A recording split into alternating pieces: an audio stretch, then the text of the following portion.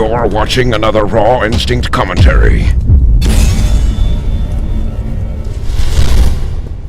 Hey, what's going on guys? It's Max here, or Raw Instinct, and I've got a pretty interesting and cool video for you guys today. Now, what we're going to be talking about in this video is iron sights and red dot sights. So, coming back to Modern Warfare 3, I've been playing it a little bit more, I'm getting a little bit more active in it, and I noticed, recently, a lot of people tend to use red dot sights on weapons that have great iron sights. Now, the reason why I'm, trying to stress this out to a lot of my subscribers is, first off, there are a few weapons in this game where you should simply not use a red dot sight on it, because you're just wasting an attachment. Now, there's a lot of other attachments that you can use instead of optics. Now, optics fall into the category of like a holographic, a red dot sight, or even like a hammer scope. So all of these will just fall into the same category, but there's a lot of better attachments that you can use instead of using like a red dot, like extended mags, suppressors, grenade launchers, and even shotgun attachments. So in this video, we're going to be talking about the assault rifles and the submachine guns in Modern Warfare 3, and we're going to be talking about some weapons that you should stick to the iron sights, and we're going to be talking about the weapons that you should throw on a red dot sight or an optic onto it. So with that being said, guys, make sure to sit back and relax, and let's get right into this breakdown video.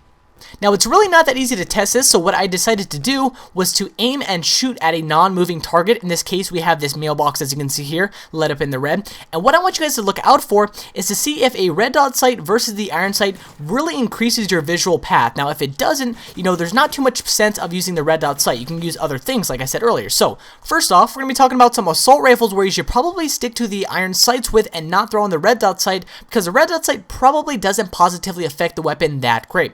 Now, some weapons I came up with were the M4A1, the Scar L, the Type 95, the ACR, and the MK14. Now, to show you guys a few examples of this, as you can see here, we have the MK14 and the ACR, and what I just want to say is that, as you'll notice, while we're switching over from the iron sights to the red dot sight, you'll notice that the red dot sight isn't really increasing the nice visual path that we're talking about. The iron sights are already great on a few of these weapons that I'm talking about. Guns like the ACR have a freaking low amount of recoil, so, there's really not too much point of using the red dot sight on these weapons.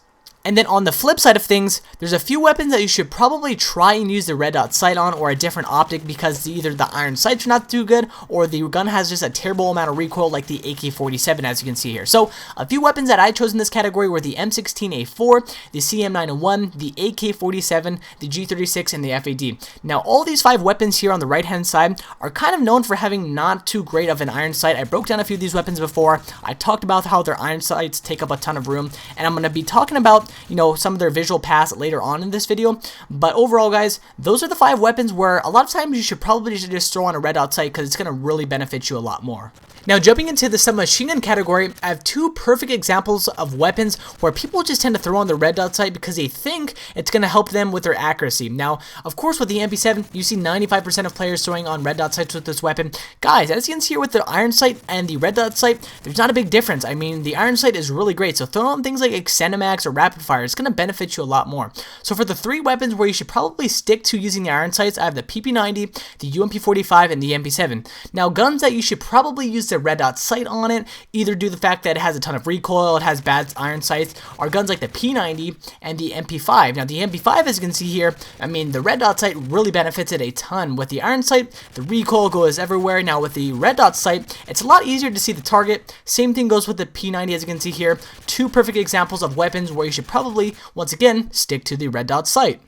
And last but not least, I just wanted to show you a quick example of 2 weapons that honestly benefit really greatly from the red dot sight. Now, when you tend to use a red dot sight, the big benefit of it is that it tends to clear up some of the screen. So a quick example of this is the FAD. On the left hand side, while using the iron sight, the base of the weapon seems to cover up like a little majority of the screen, and then when you switch over to the red dot sight, the gun gets lowered a little bit, and then it also clears up the target. Same thing goes with the G36C, except with the G36C, the iron sights cover up literally half of the screen. As you can see here vertically, half of the screen is covered up, and then when you switch over to the red dot sight, it clears up the whole area and the target is much easier to see.